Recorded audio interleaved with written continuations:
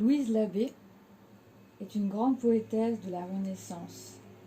C'est une auteure dont quelques vers du sonnet 18, parmi les plus suggestifs, résonnent dans les mémoires.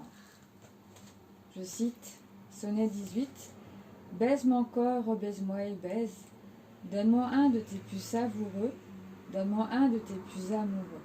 Je t'en rendrai 4 plus chauds que braise. Là, te plains-tu? Ça que ce mal j'apaise, en t'en donnant 10 autres doucereux. Ainsi, mêlant nos baisers tant heureux, jouissons-nous l'un de l'autre à notre aise. Leur double vie à chacun en suivra, chacun en soi et son ami vivra. Permets m'amour penser quelque folie. Toujours suis mal, vivant discrètement, et ne me puis donner contentement, si hors de moi ne fait quelque saillie. Louise Labbé est en effet une figure mystique, très mystérieuse. On lui prête différentes vies. Aimait-elle les femmes? Aimait-elle les hommes? Était-elle guerrière ou pas?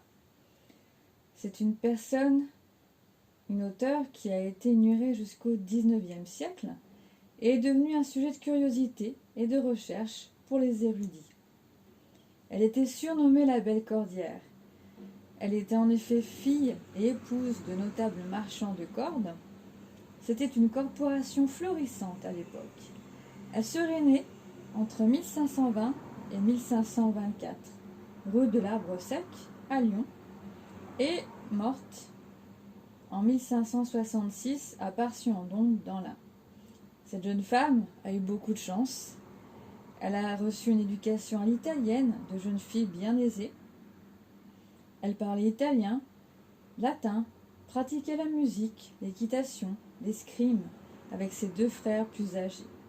Elle épousa, à l'âge de 20 ans, Edmond Perrin, et ils vivèrent tous deux dans une vaste propriété près de l'Hôtel-Dieu.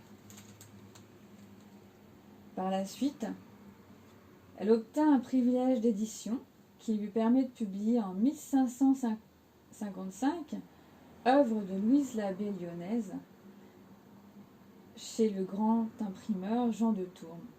Elle rédigea 24 sonnets, des élégies et un texte en prose, débat de folie et d'amour.